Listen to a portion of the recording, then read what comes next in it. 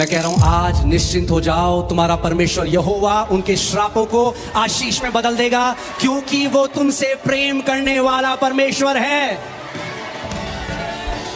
आज के बाद किसी के श्राप से डरने की जरूरत नहीं है। मैंने कहा आज के बाद किसी के श्राप से डरने की जरूरत नहीं है।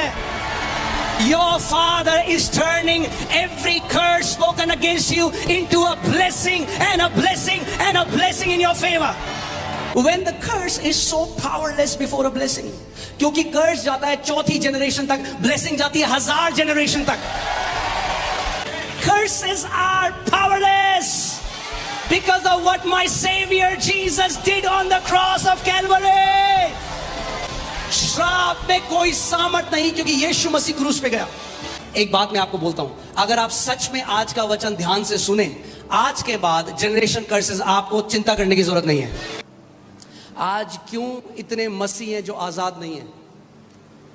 वो इसीलिए आजाद नहीं है क्योंकि वो अपना छुटकारा अलग तरीकों से ढूंढ रहे हैं, और वैसे नहीं जैसे प्रभु यीशु मसीह ने कहा उनको छुटकारा मिलेगा। Write it down if you're writing it down. The lasting deliverance comes through the word.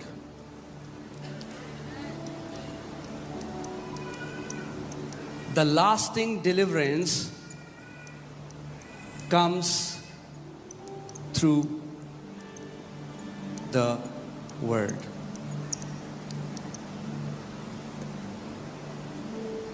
अच्छा है आप जाते हैं मीटिंग्स में, परमेश्वर के दास लोग आपके ऊपर हाथ रखते हैं, वो बहुत अच्छा है, मगर वो आपको एक पूरा लास्टिंग डिलीवरेंस कभी नहीं दे सकता। ले हैंड आपको पूरी जिंदगी छुटकारा नहीं दे सकता। अगर पूरी जिंदगी छुटकारा चाहिए, you will have to know the truth. आपको सत्य को जानना पड़ेगा, और सत्य आपको हर एक बंधन से छुटकारा और आजादी दे देगा। Amen. Otherwise that will be a temporary fix. कुछ समय के लिए आराम मिलेगा, जरूर मिलेगा, बिल्कुल मिलेगा कुछ समय के लिए, मगर फिर जब दूसरी साइड से कोई और चीज आएगी फिर आप खोजोगे। मगर यह परमेश्वर की इच्छा है कि आप स्वतंत्रता में चलो, फ्रीडम में चलो। Amen. So what sets you free? Knowing the truth.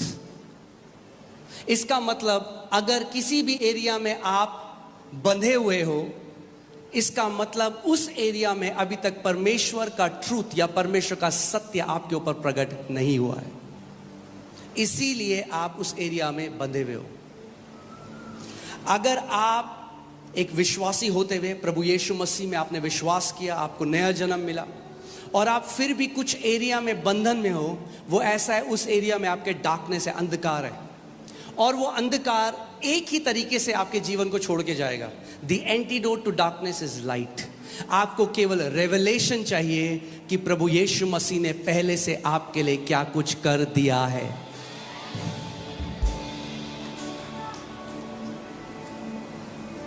आमेन।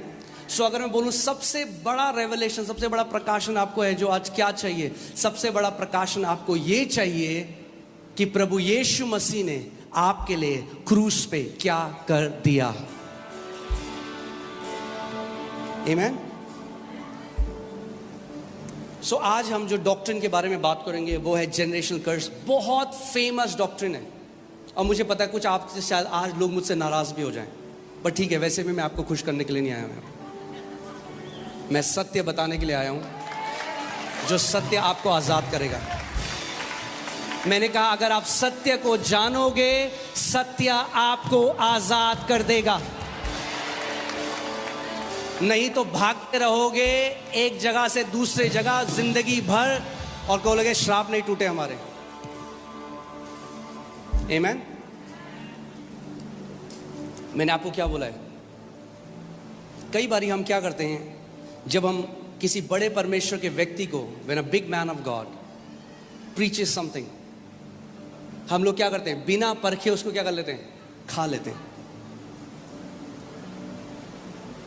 मेरा जीवन उस दिन बदलना शुरू हुआ जब मैंने एक कमिटमेंट किया, एक डिसीजन लिया। मैंने कहा प्रभु, चाहे कोई भी परमेश्वर का बंदा प्रचार करे, अगर तेरे वचन के विरोध में बोलेगा तो मैं नहीं मानूंगा। और आपको भी आज बोलता हूं, अगर मैं परमेश्वर के वचन के विरोध में कुछ बोलूं तो मत मानना।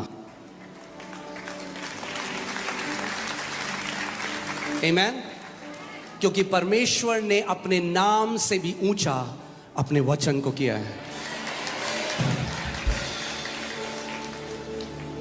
सो आज ये जो पीढ़ी दर पीढ़ी, आप जानते हैं बहुत फेमस टॉपिक है, बहुत कॉन्फ्रेंसेस होती हैं इसके अराउंड, बहुत बुक्स बिकती हैं इसके अराउंड, स्पिरिचुअल वॉरफेयर में बहुत माना जाता है। मगर आज हम वचन से देखेंगे कि सच में ये जनरेशनल कर्ज है क्या, कैसे हम इसको तोड़ सकते हैं, कैसे हम इससे छुटकारा पा सकते हैं। तैयार हैं आप? एक बात मैं आपको बोलता हूं, अगर आप सच में आज का वचन ध्यान से सुने, आज के बाद जनरेशन कर्सेस आपको चिंता करने की जरूरत नहीं है। आमीन। सो ये जो टीचिंग आई पीढ़ी दर पीढ़ी की श्राप या जनरेशन कर्स, ये कहां से आई?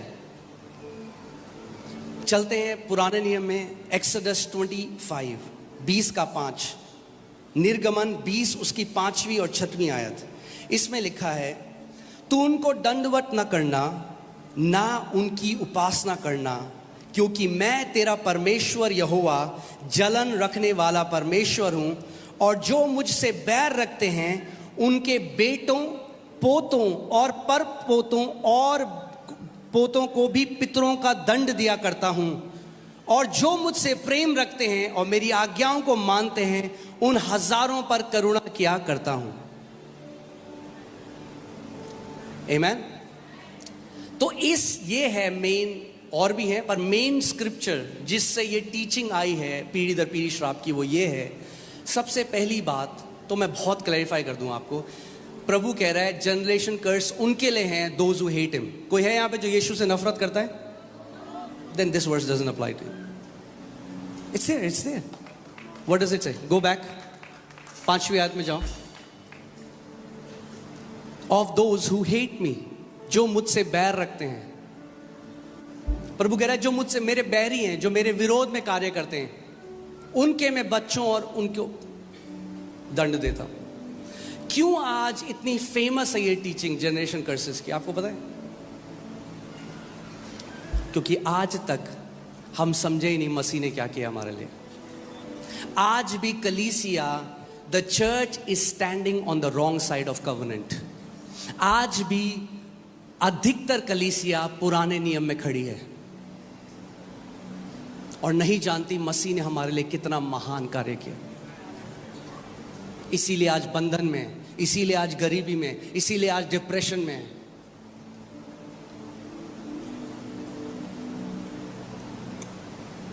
प्रॉब्लम इस शिक्षा के साथ ये है, मुझे पता है आप में से बहुत सारे लोग भी मानते हैं इसको, इसीलिए प्रभु ने मुझे वचन दिया आपके लिए। प्रॉब्लम ये है पीढ़ी दर पीढ़ी श्रापों की शिक्षा में, जनरेशन कर्सेस की, कि जो कोई इस शिक्षा को मानता है वो कभी छुटकारा, ऐसा लगता है उसे मिला ही नहीं है। क्योंकि आप उसे हर अलग कॉन्फ्रेंस में देखेंगे, फिर हो जाएंगे, पास्टर हमारे पीढ़ी दर पीढ़ी के श्राप तोड़ दो। अरे तो 6 महीने पहले तो गए थे कॉन्फ्रेंस में, टूटे नहीं गया? कितनी बार तोड़ोगे? नेवर एंडिंग हो जाता है डिलीवरेंस, नेवर एंडिंग। इस चीज के लिए नहीं बुलाया मसीह ने हमें। बाइबल कहती है it is for freedom Christ has set us free. स्वतंत्रता के लिए, आजादी के लिए मसीह ने हमें आजाद किया है। आमीन। आप जानते हैं teachings like this have robbed the church of their inheritance. ऐसी शिक्षाओं ने परमेश्वर के बेटे और बेटियों से उनकी मिरास को छीन लिया है। आपको आइडिया नहीं कितना मुझे हेट मिलने वाला इस शिक्षा के बाद, पर इट्स ओके। मुझे प्रभु ने सत्य प्रचार करने के लिए बुलाया।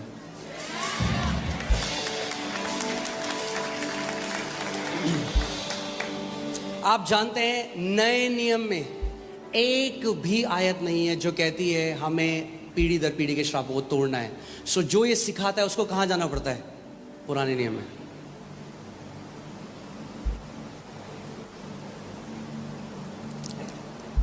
Amen. So people who believe this never really settle. Never really settle. Never ending हो जाता है. मुझे बहुत दुख लगा, मैं इंडोनेशिया गया, वहां पे एक लेडी से मिला जिसका पूरा, ध्यान से सुनिए, जहां आपकी चेतना है वही आप एक्सपीरियंस करते हो. ओके जैसे आप सुबह उठे और आपकी चेतना चली गई, अरे यार कितना बुरा चल रहा है दुनिया में, क्या हो रहा है, तो आप वही एक्सपीरियंस करोगे. अगर आपकी चेतना चले गई परमेश्वर कितना भला है, उसकी करुणा सदा की है, तो आप वही एक्सपीरियंस करोगे. सो परमेश्वर भी आपकी चेतना के पीछे है और शैतान भी आपकी चेतना के पीछे है. आमीन. और इतनी दुख की बात है कि कितने मसीह आज हैं, उनकी चेतना में क्या है? श्राप, दुष्ट आत्माएं, कलेश, और वही वो एक्सपीरियंस करते हैं. सो क्योंकि अगर देखिए Bible says we who believe have entered the rest. अगर आप सही विश्वास करते हो, उसका प्रकटीकरण यह है कि आप विश्राम में प्रवेश कर जाओगे. सो क्या है, कई लोगों को सिखाया जाता है, अब तुम्हारे बाप ने जो पाप किया, उस आपके दादा ने, आपके परदादा ने, उसके दादा ने, उसके बाप ने, अब आप सब का पश्चाताप करो. भैया मुझे क्या पता मेरे परदादा ने क्या किया?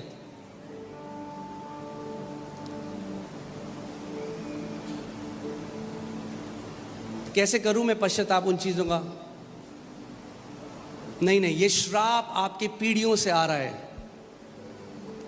क्यों ऐसी शिक्षाएं? क्योंकि मसीह का ज्ञान नहीं है. क्योंकि आज भी पुरानी वाचा में जी रहे हैं और उसी के फल को भी खा रहे हैं. राइट? आप जानते हैं यूएस में स्लेवरी लीगल था. किसी को गुलाम बना के रखना लीगल था.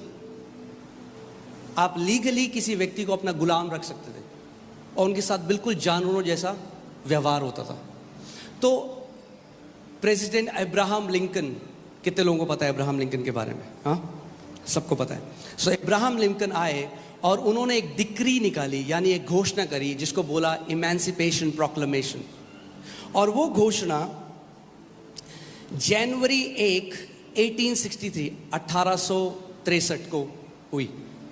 और उस घोषणा में यह लिखा था कि आज से कोई भी व्यक्ति गुलाम नहीं रहेगा, सबको आजाद कर दिया जाए. क्या हुआ? यह घोषणा निकाल दी गई. तो इलीगल हो गया अब गुलाम होना, क्योंकि सरकार ने, प्रेसिडेंट ने उस कंट्री के ये घोषणा कर दी. पर आप जानते हैं उसके 100 साल तक गुलाम थे लोगों के. आप जानते हैं क्यों थे वो गुलाम? क्योंकि उनको ज्ञान नहीं था कि हमारे लिए छुटकारे का वो डिक्लेरेशन हो चुका है. आज इतने सारे मसीह गुलाम हैं क्योंकि नहीं जानते कि क्रूस में यीशु मसीह ने कहा, इट इज फिनिश्ड, पूरा हुआ. Amen. It is finished का मतलब it is finished. Hallelujah.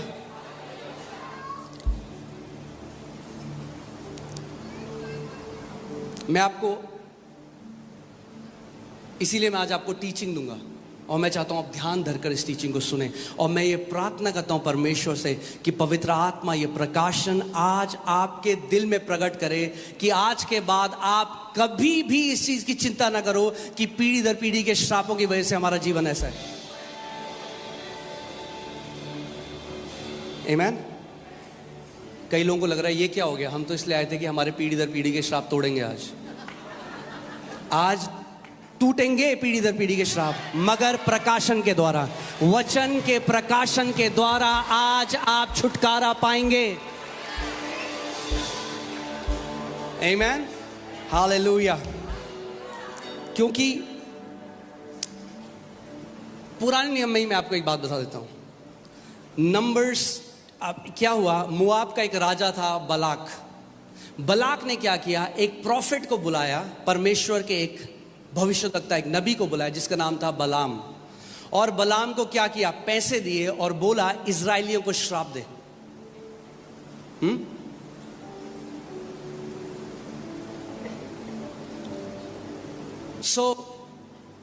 बलाम जो नबी है वो पहाड़ पे खड़ा हो गया और देख रहा है इजराइलियों को।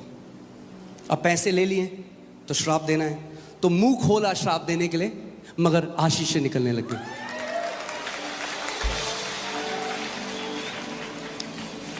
देखिए गिनती 23:11 में क्या लिखा है, तब बालाक ने बिलाम से कहा तूने मुझसे क्या किया है, क्योंकि पैसे ले लिए थे। अब राजा बोला ये क्या किया तूने, पैसे भी ले लिए, मैंने तुझे अपने शत्रुओं को श्राप देने को बुलाया था, परंतु तूने उन्हें आशीष ही आशीष दी है। बुलाया किसके लिए था, श्राप देने के लिए, मगर क्या निकला उसके मुंह से, क्यों, because how can you curse someone whom God has blessed. अगर परमेश्वर ने हमें आशीष दी है, कोई हमें श्राप नहीं दे सकता। आमीन, हालेलुया। फिर आपको एक कहानी बताऊंगा। देखिए ऐसा क्यों हुआ कि उसने मुंह खोला श्राप देने के लिए मगर आशीष दी। व्यवस्था विवरण 23:5, परंतु तेरे परमेश्वर यहोवा ने बिलाम की ना सुनी, किंतु तेरे परमेश्वर यहोवा ने तेरे निमित्त उसके श्राप को आशीष में बदल दिया, इसलिए कि तेरा परमेश्वर यहोवा तुझसे प्रेम रखता है। इंग्लिश बाइबल में लिखा था नहीं है, उसका अनंत है, प्रेम रखता था नहीं है। जो ये बलाम है, जो प्रॉफिट परमेश्वर का, वो आज उन परमेश्वर के दासों को दर्शाता है जो आज भी लोगों को श्राप देते हैं। मेरी कलीसिया छोड़ी तो श्राप आएगा, टेंशन फ्री हो जाओ, परमेश्वर उसके श्राप को आशीष में बदल देगा।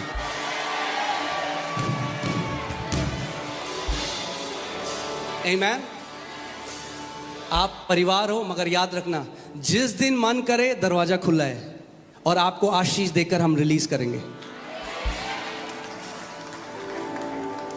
मिनिस्ट्री मैनिपुलेशन से नहीं हो सकती।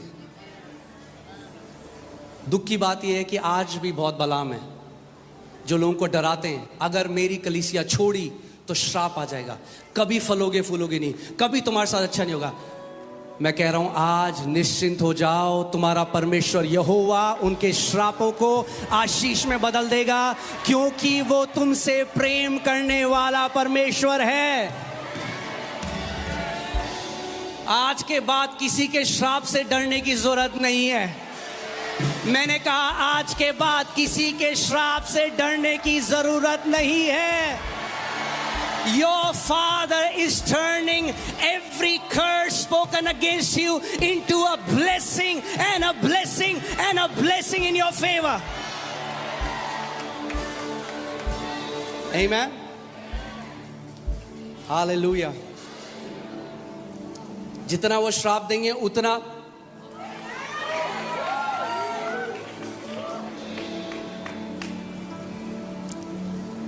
Amen. मगर अगर आपने मान लिया और आप उस डर के अंदर आ गए, क्योंकि डर एक दुष्ट आत्मा है, तो आपके साथ वही होगा जो वो कहते हैं। इसीलिए हमें जाननी है हमारी मिरास मसीह में क्या है। ऐसे एक परमेश्वर के दास के पास में गया, मैंने कहानी आपको पहले बताई है, कुछ नए लोग हैं, और परमेश्वर ने मुझे अफ्रीका जाने के लिए कहा था, बट उन्होंने भविष्यवाणी दी कि परमेश्वर नहीं चाहता कि तू जाए। और जब मैं घर में आया, इसीलिए बाइबल कहती है हर एक भविष्यवाणी को क्या करो, परखो, because some prophesy and some प्रोफेलाई।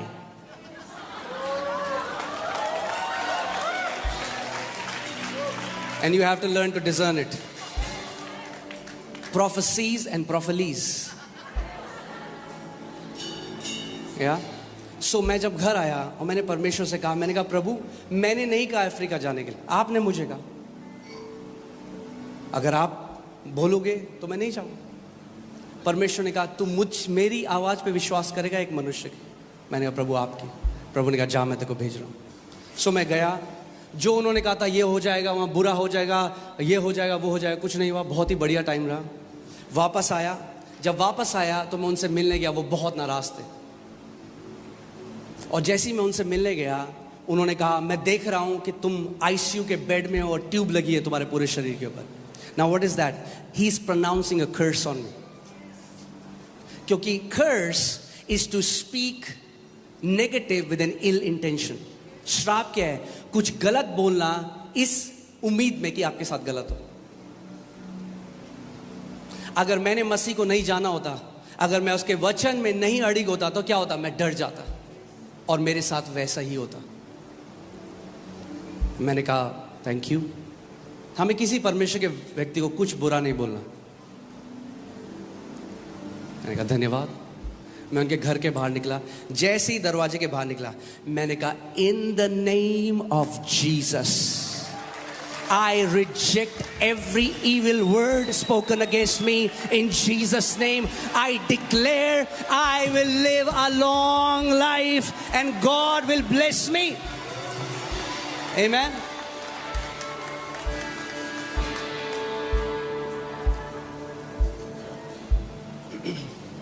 केवल अगर कोई बोल दे यहोवा कहता है, इसका मतलब ये नहीं कि यहोवा कहता है, क्योंकि वही यहोवा आपके अंदर भी रहता है। सो आपको परखना सीखना है। और मेरा दोस्त उसी व्यक्ति के पास गया और उन्होंने कहा मैं देख रहा हूं तुम्हारा कल एक्सीडेंट हो रहा है, तुम्हारी हड्डी टूट रही है। क्या हुआ? अगले दिन वो एक्टिवा चला रहा था, गिरा और उसकी हड्डी टूट गई। क्यों? ऐसा क्यों हुआ? मेरे साथ नहीं हुआ, उसके साथ हुआ। मैं आपको क्या कह रहा हूं? The power behind a curse depends upon the person if you will believe it और नॉट।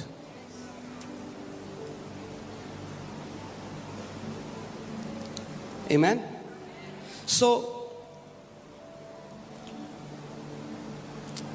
अब आपको एक ऐसी चीज बता रहा हूं जो ढक्कन खोलने वाली। तैयार हैं आप? Believing that you are under a generational curse brings you under a generational curse. ये मानना कि आप पीढ़ी दर पीढ़ी के श्राप के अधीन हो, वो मानना ऐसा आपको लेकर आता है श्राप के अधीन। क्यों? क्योंकि यीशु ने कहा जैसा तेरा विश्वास है वैसा ही तेरे साथ होगा।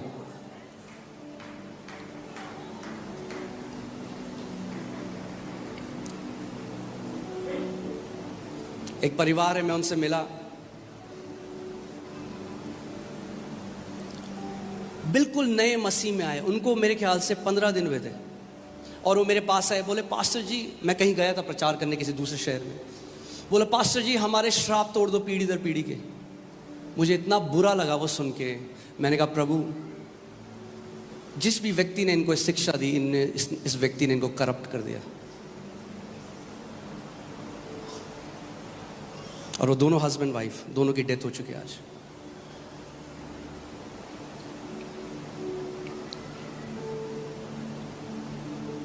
आज भी हमें बहुत कमेंट आए, पास्टर जी हमारे जनरेशनल कर्स तोड़ दो। हाँ, आज टूटेंगे सारे जनरेशनल कर्स। और आज के बाद आपको टेंशन लेने की जरूरत नहीं है। मेरे पीछे बोलो, जनरेशनल कर्सेस बाय बाय। बोलो पीढ़ी दर पीढ़ी के श्रापों bye bye. Amen, hallelujah. So,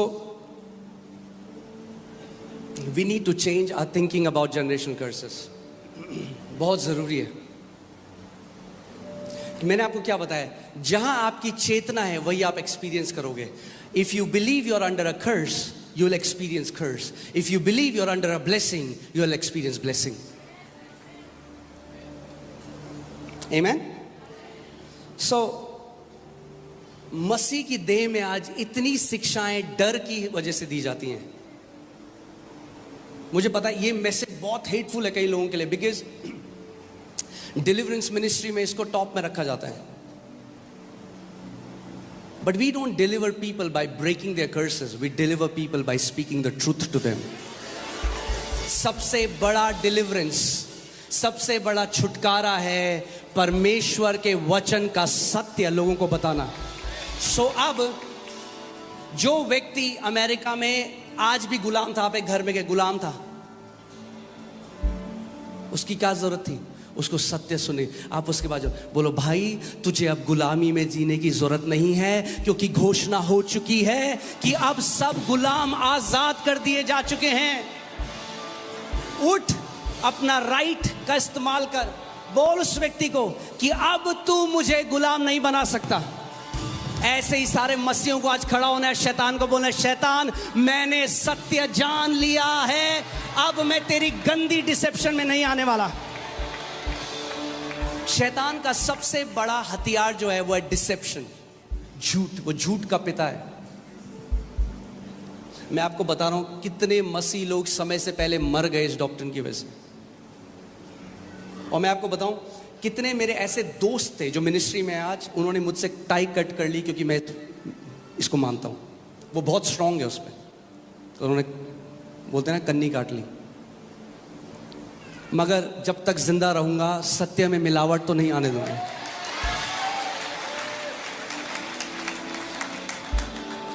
आमीन। सो हम लोग इंडोनेशिया गए एक फैमिली से मिलने। वो हैवी थी इसके ऊपर, जनरेशन कर्स। हमने एक अच्छा सा सूट उनके लिए लिया। हम उनके घर गए, हमने उनको सूट दिया, तो उन्होंने सूट ऐसे देखा, बिस्तर में रख दिया। कह रही, ये देख रहे हो आप, इसमें एक दुष्ट आत्मा का चेहरा दिख रहा है, इस जो कढ़ाई हो रही है। ये होता है उन मसीहों का हाल। उन्हें हर जगह दुष्ट आत्माएं दिखाई देती हैं। क्यों? क्योंकि दिमाग के अंदर इन टीचिंग्स ने करप्ट कर दिया उनके दिमाग को। Wrong teachings have robbed Christians. गलत शिक्षाओं ने मसीहों को, उनकी जो मिरास है वो चुरा ली है उनसे। हर जगह दुष्ट आत्माएं दिखाई देती हैं। अरे भैया, दुष्ट आत्माएं कितनी हैं? 1/3 स्वर्गदूत गिराए गए, यानी 2/3 हमारी तरफ हैं। ज्यादा स्वर्गदूत दिखने चाहिए या ज्यादा दुष्ट आत्माएं दिखनी चाहिए? स्वर्गदूत भी देखा करो कभी, क्यों दुष्ट आत्माएं देखते रहते हो हर समय? मैं अपने कमरे में कल रात प्रे कर रहा था, और जैसे मैं प्रे कर रहा था रात को, हमारे घर पे एक वो डस्टबिन है जो मोशन सेंसर है। अगर आप उसके पास जाओगे तो वो खुल जाएगा। तो वो बिल्कुल उतना दूर था जिधर वो स्पीकर रखा है, और मैं यहाँ पे था, और मैं टंग्स में प्रे कर रहा था। तब तक वो खुलने लगा, बंद होने लगा, खुलने लगा, बंद होने लगा। अब अगर मेरी चेतना के अंदर दुष्ट आत्मा है, मैं कहूँगा मम्मी। मैंने क्या किया? मैंने कहा हाँ हाँ मुझे पता है, मेरा स्वर्गदूत है वहां पे। भाई स्वर्गदूत क्यों नहीं कर सकते? ओह हमारा पंखा चलने लगा। स्वर्गदूत नहीं चला सकता आपका पंखा, दुष्ट आत्मा ही चलाएंगे। स्वर्गदूत कह रहे भाई मैं भी हूं, इस्तेमाल कर, मेरा वचन बोल। आज मैं चाहता हूं आपकी चेतना श्रापों से हटकर आशीषों की तरफ चली जाए। May the Lord turn your consciousness from curses to blessing, from death to life in Jesus' name. Amen. Hallelujah. बोलो I am blessed. Hallelujah. क्या आप कभी ये बोल सकते हो आज बहुत अच्छी सुबह और रात हो रही है? क्या आप ऐसा बोल सकते हो आज मैं बहुत भूखा हूं और बहुत पेट भरा है मेरा? आप ये बोल सकते हैं यहां पे बहुत उजाला है और बहुत अंधेरा है? I don't understand this. अगर मैं मसीह में आशीषित हूं, मैं आशीषित श्रापित तो नहीं हो सकता? आपका तो पता नहीं, मैं तो नहीं हो सकता। क्या आप हो सकते हो आशीषित श्रापित? Can you be blessed cursed? That's not possible. How can you be blessed cursed? When the curse is so powerless before a blessing, क्योंकि कर्स जाता है 4थी जनरेशन तक, ब्लेसिंग जाती है 1000 जनरेशन तक।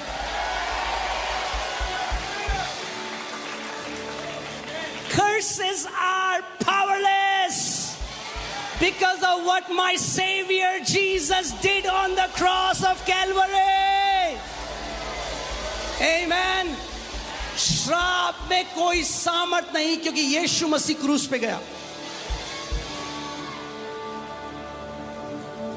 Hallelujah. Oh, glory. So, मैं फिर से रिपीट करता हूं. Believing that you are under a generational curse brings you under a curse. क्या? ये मानना कि आप पीढ़ी दर पीढ़ी श्रापों के अधीन हो, ये मानना आपको श्रापों के अधीन लेके आ. Because in the new covenant, it's about believing. If you believe the truth, you will experience the truth. If you will believe the lie, you will experience the lie.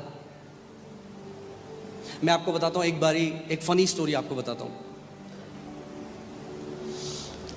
हम लोग नया मैं प्रभु में आया था, और हम लोग, मेरा एक दोस्त है, उसकी छत में हमने सोचा हम नाइट स्टे आज करेंगे. 5-6 लड़के थे, नए यूथ टीम में थे चर्च में. कलीसिया के बाद हमने सोचा आज हम रात को यहाँ सोएंगे, तो सब वहाँ सो गए. और मेरा एक कज़न है, उसका नाम रोहित है, और उसका एक दोस्त भी हमारे साथ आ गया. और मैं और मेरा फ्रेंड है, मैं बड़ा शरारती होता था उस समय में, तो हमने आंखों में एक स्टोरी बनाई थापा की.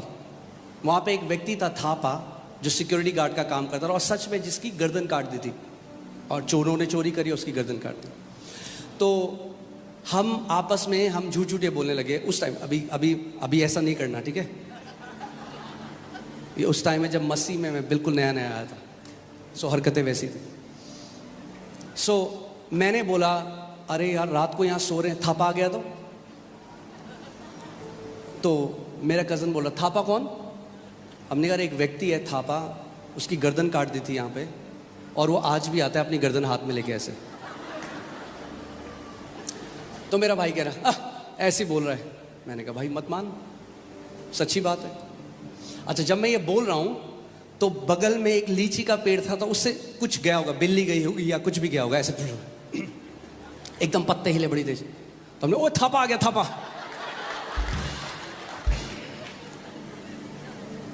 तो मेरा भाई कह रहा, अरे मजाक करो तो मजाक करो. मैं कह रहा भाई सच में मजाक नहीं कर रहे.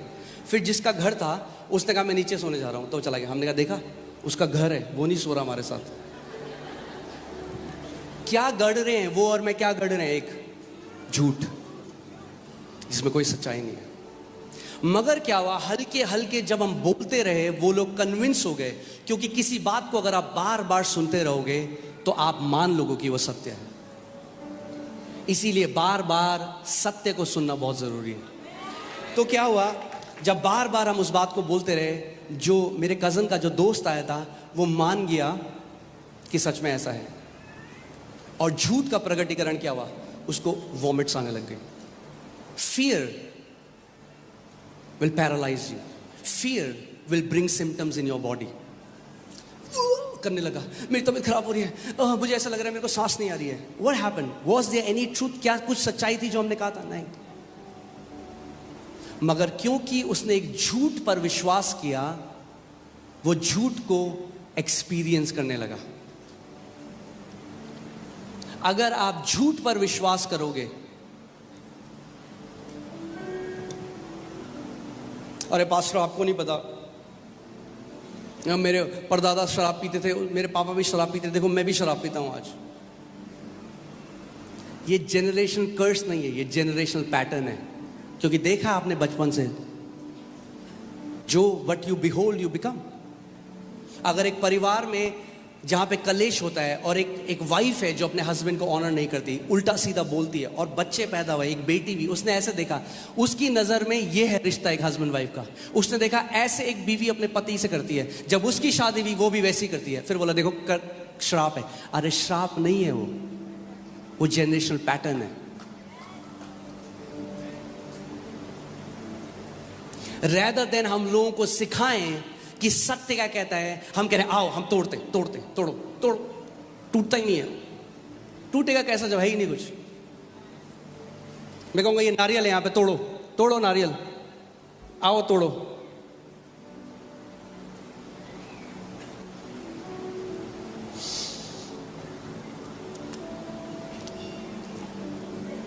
सो ये जो टीचिंग है ये यीशु मसीह के समय में बहुत, ओल्ड टेस्टमेंट में तो बहुत ही पॉपुलर थी।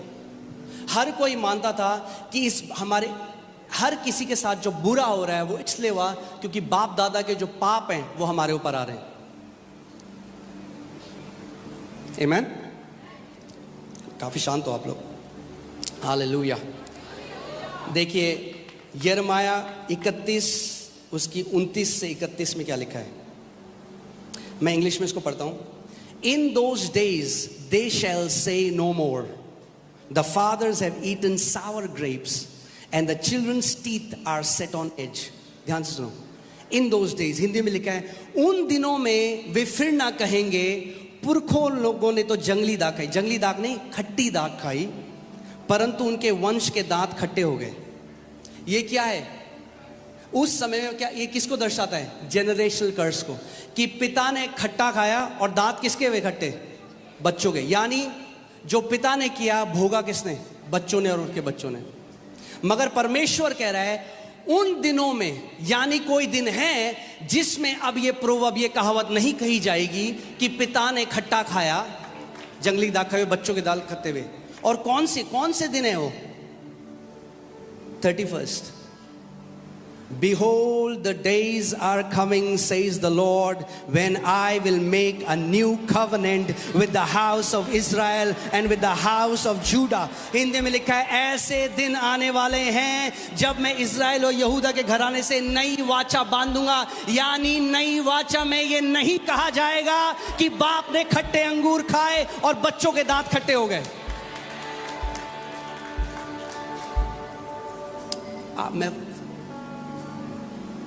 आप जानते हैं यीशु मसीह ने हमारे जनरेशनल कर्स भी अपने ऊपर लिए। आप जानते हैं कैसे? यहां पर ध्यान से देखिए, इंग्लिश में क्या लिखा है? सावर ग्रेप्स। आप जानते हैं सावर ग्रेप्स से क्या बनता है? सावर वाइन। और जब वो क्रूस में था तो उसको सावर वाइन दी गई। And he tasted the sour wine, he tasted the generational curses of every man alive on this earth. प्रभु यीशु मसीह ने जब उस खट्टी दाख रस को पिया, जब उसको टेस्ट किया, तो उसने क्या किया? उसने अपने ऊपर ले लिए और फिर क्या कहा? It is finished. हालेलुया।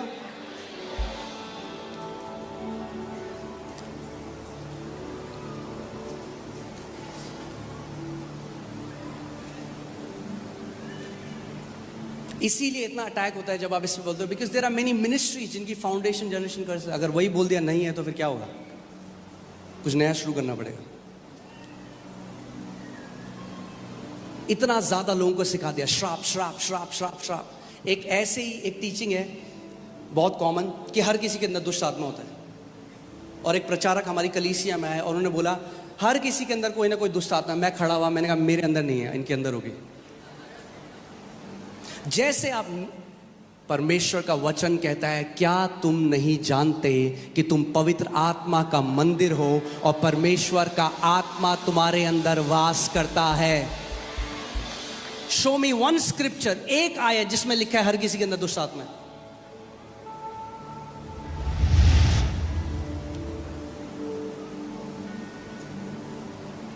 आपने देखा होगा यहां पे भी जब हम प्रेयर होती है, कोई दुष्ट आत्मा में चिल्ला रहे हैं, मैं रिब्यूक करता हूं, वो सेट फ्री हो जाता है। मगर जिंदगी भर के लिए सेट फ्री नहीं होगा। जिंदगी भर के लिए सेट फ्री तब होगा जब वापस आके वचन को सुनेगा और सत्य उसे हर एक बंधुआई से आजाद करेगा, वरना वापस वहीं चला जाएगा और दुष्ट आत्माएं वापस आ जाएंगी।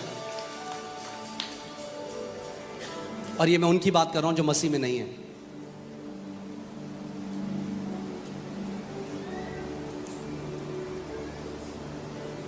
आमीन। आपकी आज हमारी खोज क्या है कि प्रभु यीशु जो तूने किया मुझे उसका प्रकाशन दे, कि मैं फुली रेवलेशन जान सकूं जो यीशु मसीह ने हमारे लिए किया।